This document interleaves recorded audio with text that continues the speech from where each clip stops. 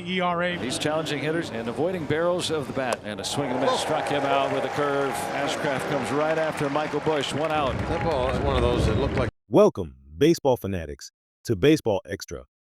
Today, we're diving deep into an incredible showdown, a game packed with memorable moments and a special tribute that resonates far beyond the diamond.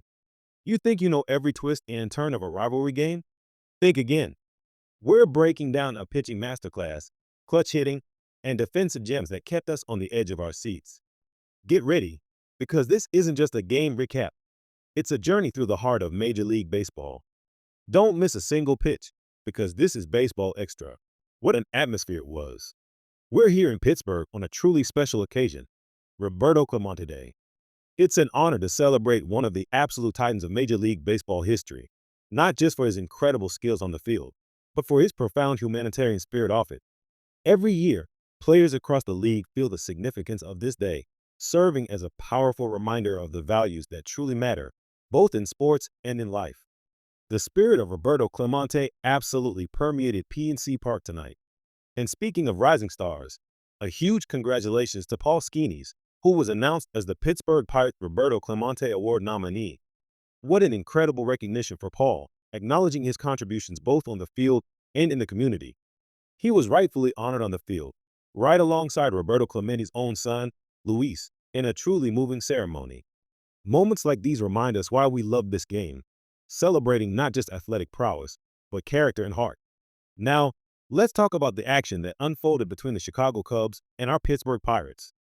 Tonight's pitching matchup promised fireworks, and it certainly delivered. On the mound for the Pirates, we had Braxton Ashcraft. He's been an intriguing arm for the Pirates this season, shifting between starting and relieving, but tonight marked his 7th start, and boy, has he been impressive in that role. Entering the game, his era as a starter was just above a sparkling 1.00. That's truly elite pitching. Ashcraft has been challenging hitters, effectively avoiding hard contact, and generating plenty of swing and miss. Let's take a look at some of his early work. Just look at that curveball. It was practically invisible, a phantom pitch that looked like it hit something in midair and just vanished. That's how sharp the break was. He absolutely baffled Michael Busch with that down and in curve, striking him out to lead off the game. Then, he followed it up with another magnificent curveball to strike out the rookie, Balbuena. Ashcraft started strong on Clemente Day, showcasing the kind of dominant stuff that makes him a force on the mound. For the Cubs, we saw Jameson Taillon making his 2nd start since returning from a groin strain. He looked solid in his last outing in Atlanta, going 4 1/3 innings, giving up just a couple of runs on 6 hits. Let's see how he fared early against the Pirates lineup. Taillon faced Ryan Reynolds, who managed to spank a curveball into right field for a hit. That was a rare moment for Reynolds, who's had a tough time against Cubs pitching this season. But Taillon settled down, getting Cole Armstrong to lift one to center field, ending the inning. A relatively quiet first inning for both offenses, as the pitchers found their rhythm. As we moved into the 2nd inning, the Pirates looked to get something going. Carson Kelly stepped up, and he delivered, driving a base hit into center field. The leadoff man is aboard, and just like that, the no-hitter bid is broken. Baseball, folks, moves fast. Willie Castro then stepped to the plate for the Pirates. Ashcraft, however, was in the groove, and he made quick work of Castro, getting him to swing and miss for the strikeout. That brought Ashcraft's total to 4 strikeouts through just 2 innings, truly impressive stuff. He continued his dominant performance, getting 2 quick outs and keeping the Cubs' bats quiet. The game remained locked in a scoreless tie, 0-0, as Jack Sawinski, the Chicagoland native, came to the plate with the bases clear. Ashcraft once again went to his arsenal, striking him out with a well-placed changeup. Jamal, on point indeed. Ashcraft was absolutely dealing. However, the Cubs are a relentless team, and they managed to get a leadoff man aboard in the 3rd inning when Jameson Taillon walked the number 9 hitter. Now, in baseball, there's always a feeling in the dugout when you walk the 9-hole hitter. You have to make them pay.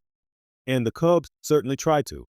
Michael Busch was at the plate, and the runner took off for second. Joey Bart, the Pirates catcher, made an absolutely phenomenal throw to get him out. That was a huge play, preventing the Cubs from advancing a runner into scoring position. You really don't want to walk the 9-hole hitter, especially against a potent offense like this Chicago Cubs team. That exchange by Joey Bart was terrific. putting the ball right where the infielders like it a very nice job behind the plate. But the Cubs were not to be denied. On the very next pitch, Michael Busch absolutely drilled the ball to center field. That one was hit way back, so far back that the center fielder was just turning and looking. It was a no-doubter. A towering home run to center field for Michael Busch, his 28th of the season. Just like that, the Cubs jumped out to a 1-0 lead. Busch unleashed on that pitch, sending it 105 miles an hour off the bat. A 98-mile-an-hour fastball launched a staggering 418 feet. He knew it as soon as he connected. That ball was gone. A massive swing of the bat by Michael Busch. The Cubs weren't finished. Nico Hoerner followed up with a solid base hit, extending his hitting streak to an impressive 10 games. And then Ian Happ came to the plate with Hoerner on first. Happ hit a ground ball base hit, and Hoerner didn't stop on his way to third. Now, the Cubs had runners at the corners with only one out, putting tremendous pressure on the Pirates' defense. With the infield playing at double play depth, the next pitch was a wild one from the Pirates pitcher, Moises. A breaking ball bounced in the dirt, hit off Bart's glove or shin guard, and rolled over towards the Cubs' first base dugout. Nico Hoerner scored on the wild pitch, and just like that, the Cubs extended the lead to 2-0. It was a gift run for Chicago, but they'll take it. The Pirates managed to escape further damage in that inning, but the Cubs had seized momentum, showcasing their power and ability to capitalize on opportunities. This early lead would prove crucial in the flow of the game. The Cubs continued to apply pressure, but the Pirates' defense started to buckle down. Ty, on the mound for the Cubs, started finding his rhythm, setting down 5 straight batters, retiring 7 of the 8 he faced in the game. He was getting critical outs and keeping the Pirates' offense at bay. However, in the bottom of the 4th, the Pirates showed some life. Nick York took a swing and a miss for strike 3, but then Jerry Triolo reached base with 2 outs. And here's where the Pirate base running came into play. Triolo took off for second, and though the throw was a strike, it was a little late, and Triolo beat it out. A stolen base for Triolo with 2 outs, putting him in scoring position. This was exactly what the Pirates needed to get on the board. Next up, Spencer Horwitz. He stepped up and connected, but Pete Crow Armstrong in center field made the catch, ending the inning. The Pirates had a glimmer of hope, but couldn't convert. Now, let's fast forward to the top of the 4th, and the Cubs came out swinging. Pete Crow Armstrong, Dansby Swanson, and Willie Castro were due up. PCA, as he's known, ripped one out towards right center field off the very top of the wall. He's into second with a double. It just didn't have enough height to leave the yard, but that was a laser beam, a true line drive. You could feel the Cubs dugout hoping this was the hit to turn things around for him. Armstrong is incredibly fast, and that speed would be a factor. Dansby Swanson then stepped up, and guess what? He's running, trying to steal third. The throw to third. They'll never get him. Another stolen base, this time for Pete Crow Armstrong. Now, a man at third with nobody out. What a weapon speed is in baseball. Swanson then unleashed on a pitch to left field. That one was back, near the wall, and it short hopped the wall. Dansby to second, and Pete Crow Armstrong sprints home to score. The Cubs extend their lead to 3-0. Dansby Swanson with an RBI double, making it back-to-back doubles by the Cubs here in the 4th. A line drive bullet by Pete and then a long double by Dansby, hitting right at that 379-foot mark in straight left field. The Cubs were piling on. The Pirates tried to minimize the damage. A busted back ground ball to third, and Triolo made a nice glove play, throwing out the runner at first. The runner at second couldn't advance, still stuck there with 1 out. Then a fly ball to center field, playable for Sawinski, who made the catch. Swanson, again, stuck at second. A nice play there. And on to first, with a slick pick by Horwitz, a terrific play that saved a run right there. The Pirates were battling defensively, but the Cubs' offense was relentless. In the bottom of the 4th, the Pirates looked to get something going with 2 outs and nobody on. Andrew McCutchen, a legend, stepped to the plate. He hit a flat one to center, a one-hopper backhanded by Swanson from the outfield grass, who then threw to first to get him out. A 1-2-3 inning for Ty, who was absolutely cruising, keeping the Pirates' bats silent. Ty continued his stellar performance in the 5th, getting a great play from Triolo at third, who denied a hit and made a strong throw to first, where Horwitz made a good crossover at the bag for the out. What a play by Jared Triolo, robbing Carson Kelly.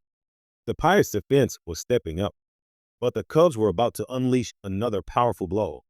Remember Pete Crow Armstrong, who started one of the Cubs' rallies with that double in the fourth? Well, he stepped up again, and this time he was swinging at a high fly ball that just kept going and going and going. Pete Crow Armstrong absolutely unloaded on that pitch. It was a monster shot, his 29th home run of the season. He had been sitting on 28 for a while, and boy, was that a great sign after his double off the wall last time up. This one went way back, off the bat at an incredible 108.8 miles per hour. The last time PCA went yard was August 22nd, and it truly looked like he had his groove back. Another home run for the Cubs, extending their lead further. Then, a low and inside pitch resulted in a walk to Castro. Matt Shell stepped up, and the runner goes. That one was flared into right field, a solid hit. Castro didn't stop, racing to third, and now the Cubs had runners at the corners again. Good job by Shaw to get enough of it and dunk it into right field.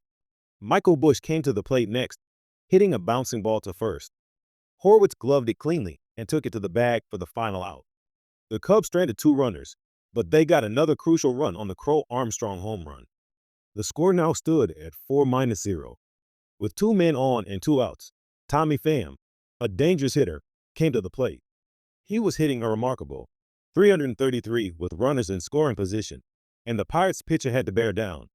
You absolutely do not want to give up a home run here and make this a 1-run game.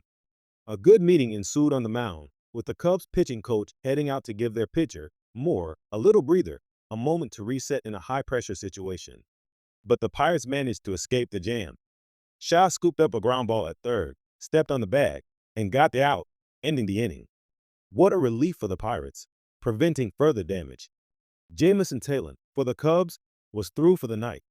6 solid innings, allowing only 2 hits and no runs, striking out 3 on 88 pitches. A fantastic outing for Taylor, showcasing his return to form.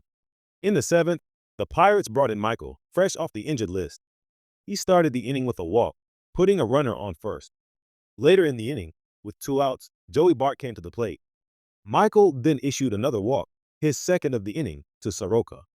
But Nick York hit a ground ball to third, and Shaw went to second, getting the out there. Soroka managed to get out of the jam, keeping it a 4-run game as we headed into the 8th. Every out was critical in this tight contest. Into the 8th inning, Dansby Swanson was on first with 2 away, and he had 16 steals on the season. And he was running again. Dansby took off, the throw went into center field, and Swanson got up and stayed put. Another stolen base for Dansby Swanson, showcasing that incredible baseball speed. He then hit a topspin ball to short, a very close play at first, called out. The Cubs might challenge this one. It was that close. But after a lengthy discussion, the call stood. As we headed into the 9th inning, the Cubs brought in Porter Hodge to try and nail it down. It wasn't a safe situation, with the Cubs leading 4-0, but they needed 3 outs to secure the win. The Pirates, however, were not going down without a fight. They needed to get 3 men on to bring the tying run to the plate. Hodge delivered low, issuing a walk to lead off the inning. Then another walk, putting 2 men on with 1 out. O'Neal Cruz stepped up, representing the next 2 needed runs. He hit a ground ball to third, and Shaw was able to field it cleanly. Cruz was thinking about trying to start a double play, but there was no shot of that, and Shaw wisely took the out at first. With 2 outs and the tying run still a possibility, another walk ensued, bringing the tying run to the plate here in the 9th inning. It was Jared Triolo coming to the plate, and the Pirates now had the bases loaded. Manager Council had to go get Porter Hodge and bring in Brankeller to try and close out the game. 2 down in the bottom of the 9th, bases loaded, and Jared Triolo, the leadoff hitter, was the first man to face Keller. Keller, I'm sure, was hoping he'd be the only man to face him. The tension was palpable. The pitch, a swing and a miss, struck him out. Ball game. The Cubs win. Brad Keller gets the save, and the Cubs take Game 1 of the series and Game 1 of the road trip by a final score of 4-0. What an incredible performance by the Cubs, especially their pitching staff, holding the Pirates scoreless on Roberto Clemente Day. A hard-fought battle, a true showcase of professional baseball, and a dominant victory for Chicago. What a game, baseball fans! From the emotional tribute to Roberto Clemente to the impressive pitching duels, the dramatic home runs, In those nerve-wracking ninth-inning moments, this game had it all. The Cubs' pitching and timely hitting ultimately proved too much for the Pirates in this one. That's all the time we have for this edition of Baseball Extra. We hope you enjoyed our in-depth analysis of this thrilling baseball game. If you liked what you saw, please make sure to hit that like button. And if you haven't already, subscribe to Baseball Extra for more exclusive content, analysis, and highlights from around the league. We'll see you next time.